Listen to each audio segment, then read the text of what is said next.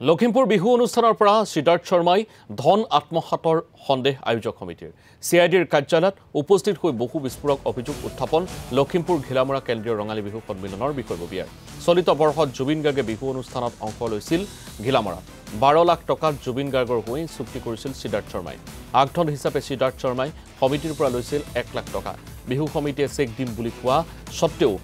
সিদ্ধাৰ্থ শৰ্মাই সমিতিৰ পৰা নগদ ধন লোৱাৰ অভিযোগ সভাপতি সম্পাদকৰ অনুষ্ঠান শেষ হোৱাৰ পিছত সিদ্ধাৰ্থ শৰ্মাই সমিতিৰ পৰা লৈছিল নগদ 11 লাখ টকা এই ধনৰাশি জুবিন গাৰ্গে পালেনে নাই তাক লৈ সন্দেহ প্ৰকাশ কৰিছে ঘিলামৰা বিহু সমিতিৰ সভাপতি সম্পাদকৰ CID কাৰ্যালয়ত ভাষ্য প্ৰদান মঙ্গলদৈ কেন্দ্ৰীয় ৰঙালী বিহু সমিতিৰ আজি CIDৰ কাৰ্যালয়ত ভাষ্য প্ৰদানৰ বাবে উপস্থিত হয় আজাৰা ৰঙালী বিহু সমিতিৰ লগতে বেলতলা বিহু সমিতিও SITৰ ওচৰত সিদ্ধাৰ্থ শৰ্মাৰ বিৰুদ্ধে উত্থাপন কৰে কেইবাটাও অভিযোগ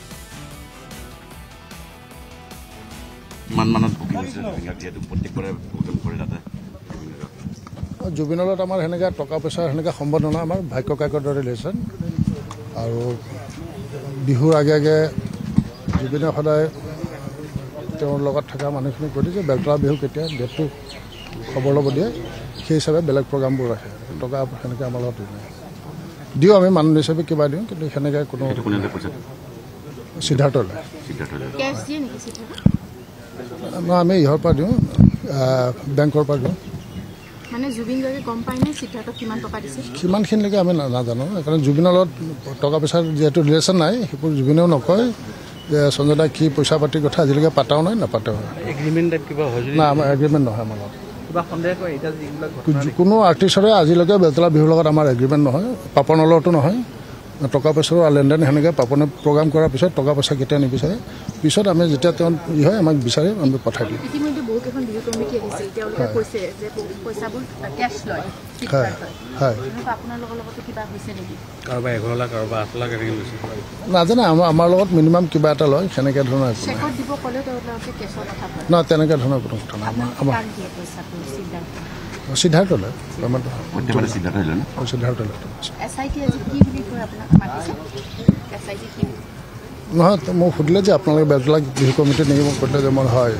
এবাৰ আহিব নেকি আমি বিহু কমিটিৰ লগত আলোচনা কৰি আছোঁ আমি লখিমপুৰ জিলাৰ ঘিলামৰা কেন্দ্ৰীয় ৰঙালী বিহু সন্মিলন আমি এই 2025 বৰ্ষৰ 21 এপ্ৰিল তাৰিখে আমি জুবিন গাৰ্গৰ প্ৰগ্ৰাম ৰাখিছিলোঁ এইদিনা আমাৰ 7 বহাগ আছিল আৰু তেখেতক আমি 12 লাখ টকাত আমি চুক্তিবদ্ধ কৰিছিলোঁ আৰু তেখেতৰ লগত আমি পোনপটীয়া যোগাযোগ নাছিল আমি সিদ্ধাৰ্থ শৰ্মাৰ লগত যোগাযোগ কৰিছিলোঁ আৰু তেখেতে আমাৰ লগত সকলোখিনি কথা পাতিছিল আৰু আজি চাগে তাৰে অলপ কিবা কিবি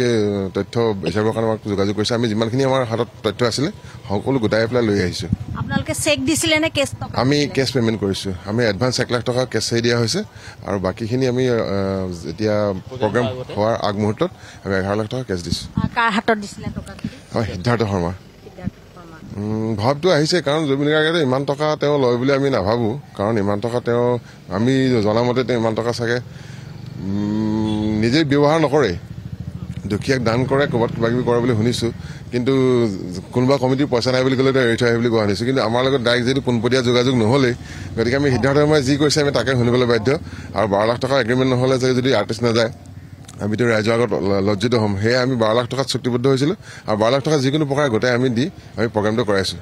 মানে কি যিহেতু তেওঁক আমি আমাৰ যেতিয়া একাউণ্টছ পে' কৰিম বুলি ক'লে একাউণ্টছ পে' নল'লে আৰু চেকতো দিম বুলি কৈছিলোঁ চেকতো নল'লে যেতিয়া তেওঁ আমাক কেছ ল'ম বুলি কৈছিলে তেতিয়া আমাৰ এটা সন্দেহ উপজিছিল কাৰণ কেছটোৰ হিচাপ কিছুমান নাথাকেতো গতিকে ভাবিছোঁ আমি হয়তো গোটেইখিনি পইচা আৰু এই সন্দৰ্ভত আমি কিছু তথ্য জানিবৰ বাবে এই মুহূৰ্তত পোনপটীয়া সম্প্ৰচাৰ সংযোজিত হ'ব বিচাৰিছোঁ জ্যেষ্ঠ সাংবাদিক মিতালী কোঁৱৰৰ সৈতে মিতালী কোঁৱৰ মই আপোনাৰ কাষলৈ এই মুহূৰ্তত আহিব বিচাৰিছোঁ যিহেতু সমগ্ৰ কথা বতৰাবিলাকত বিত্তীয় কিছু খেলিমেলিৰ প্ৰসংগ উত্থাপিত হৈ আহিছে আৰু জুবিন গাৰ্গে হয়তো নিজেই বহু অনুষ্ঠানৰ কথা গম পোৱা নাছিল যে কিমান টকাত বন্দবস্ত হৈছিল আৰু আজিৰ দিনটোত দেখিবলৈ পোৱা গৈছে যে কেইবাখনো বিহু সমিতিৰ বিষয়ববীয়া আহিছে আৰু তেখেতসকলে কেনেধৰণে আচলতে চুক্তিবদ্ধ হৈছিল সেই কথা বতৰাখিনি কৈছে এই মুহূৰ্তত আপোনাৰ কাষলৈ যাব বিচাৰিছোঁ কিছু তথ্য জনাওক হয় সময়ৰ ইতিমধ্যে গম পাইছে যে কালিৰে পৰা যিসমূহ বিহু সমিতিৰ আমন্ত্ৰণ কৰ্মে জুবিন গাৰ্গে গীত পৰিৱেশন কৰিছিল সেই বিহু সমিতিসমূহক ইতিমধ্যে CIDয়ে কাৰ্যালয়লৈ মতা হৈছে SITৰ যিসকল বিষয়া সেইসকলে তেওঁলোকক সোধা পোছা কৰি আছে আৰু বহুতক নি তেওঁলোকে আদালতত জবানবন্দী তেওঁলোকে সংগ্ৰহ কৰি ৰাখিছে এতিয়া কথা হ'ল এই বিহু সমিতিসমূহে যিমান দৰত আচলতে তেওঁলোক চুক্তিবদ্ধ কৰিছিলে সেই সকলো ধন তেওঁলোকে আদায় দিছিলে হয় কিন্তু এইগৰাকী ধুৰন্ধৰ মেনেজাৰ যি সিদ্ধাৰ্থ শৰ্মাই কিন্তু তেওঁলোকৰ পৰা চেক যোগে পইচা লোৱা নাছিল কাৰণ চেক যোগে পইচা ললে সকলো তথ্য প্ৰমাণ থাকি যায় সেইবাবে তেওঁলোকে সকলোৱে কেছ জৰিয়তে তেওঁলোকে পইচা লৈছিল নগদ ধন লৈছিল আৰু যিবোৰ তথ্য যেতিয়া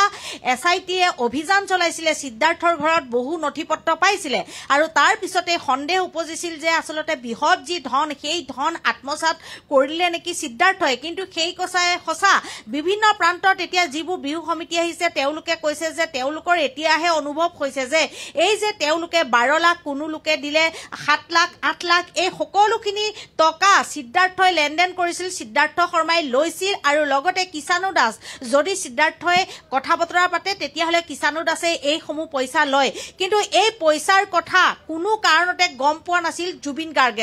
গাৰ্গে মানুহে গম পাইছিল যে এখন বিহু মঞ্চত যেতিয়া বিহু আহে ৰঙালী বিহু আহে সেই সময়ত আৰ্টিষ্টসকলৰ যিখন তালিকা সেই তালিকাখন আমিও দেখুৱাও যে কোনে কিমান টকাত চুক্তিবদ্ধ হয় সেই বৰ্ষটোত কিন্তু জুবিন গাৰ্গৰ সবাতোকৈ শীৰ্ষত থাকিব কাৰণ তেওঁ হৈছে সকলোতকৈ ওপৰত কিন্তু তেওঁ যিটো মানৱ দৰদী গুণ আছিল যেনে ধৰণে এতিয়া বিহু কমিটি যিখন বেলতলা বিহু কমিটিয়ে কৈছে যে তেওঁলোকৰ তাত তেওঁ আগতীয়াকৈ কয় যে মই গান গাবলৈ যাম মোক কোনো নালাগে তাতে চুক্তিবদ্ধ তেওঁ নহয় তেওঁ এনে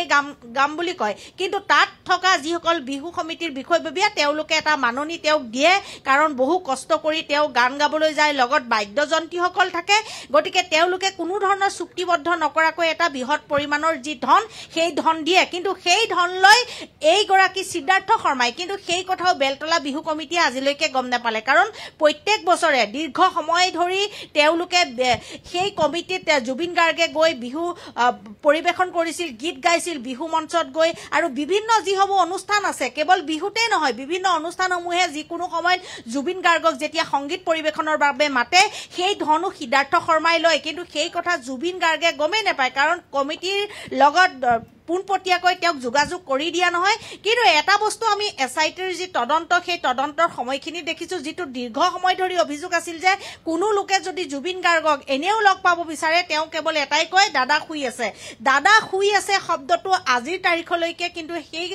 বাক্যটো এটা প্ৰাসংগিক বাক্য কাৰণ কোনো লোককে তেওঁ ওচৰ চাপিবলৈ দিয়া নাছিল আৰু এতিয়া জুলুঙাৰ মেকুৰী ওলাই পৰিল যে কি কাৰণে লগ ধৰিবলৈ নিদিয়ে কাৰণ কোনো ভাল লোকে তেওঁক লগ ধৰিলে তেওঁক আচলতে স্বাস্থ্যৰ যত্ন লবলৈ কয় কোনোৱে তেওঁ এই সকলো হিচাপ নিকাছৰ কথা ভাল ধৰণে ৰাখিবলৈ কয় সেইবোৰ যাতে কৈ তেওঁ সজাগ সচেতন কৰিব নোৱাৰে তাৰ বাবে এই ধুৰন্ধৰ সিদ্ধাৰ্থ শৰ্মাই তেওঁক দীৰ্ঘ সময় ধৰি যিসকল তেওঁলোকৰ প্ৰকৃত অনুৰাগী আছিলে শুভাকাংক্ষী আছিলে সেইসকলক আঁতৰাই ৰাখিলে কিন্তু এতিয়া এইটো বৃহৎ ধন আচলতে আত্মসাৎ কৰিলে বিহুৰ অনুষ্ঠানৰ কথা আহোঁতেই এতিয়া দেখিবলৈ পোৱা যায় যে জুবিন গাৰ্গ এনেও তেওঁ প্ৰত্যেক মাহে আচলতে বহু অনুষ্ঠান কৰে বহাগত যি বিহু মঞ্চতেই নহয় তেওঁ বিভিন্ন সময়ত মহাবিদ্যালয় বিদ্যালয় বা ৰূপালী জয়ন্তী বৰ্ষ সোণালী জয়ন্তী বৰ্ষ যিকোনো অনুষ্ঠানত গৈ তেওঁ গীত পৰিৱেশন কৰে সেই যি বৃহৎ পৰিমাণৰ ধন সেই ধন তেওঁ আত্মসাৎ কৰে এই সিদ্ধাৰ্থ শৰ্মাই কিন্তু সেই কথা জুবিন গাৰ্গে নাপায় আৰু এই টকাৰ লেনদেনৰ তথ্য যেতিয়া SITয়ে পালে তেতিয়া সকলোখিনিকে মাতিছে আৰু বহু বিহু কমিটি আহিব তেওঁলোক এতিয়া আহি হতভম্ব যে তেওঁলোকে ভাবিছে সেই ধন জুবিন গাৰ্গে পালে কিন্তু জুবিন গাৰ্গে নাপায় যেতিয়া আগধন দিয়ে সেই আগধন 2 বা 1 লাখ দিয়ে সেই টকাও জুবিন গাৰ্গে নাপায় নিশ্চয় এইখিনি আসলে মূল প্ৰসংগ মিঠালী কৰি এই মুহূৰ্তত আপোনাক ধন্যবাদ জনাইছো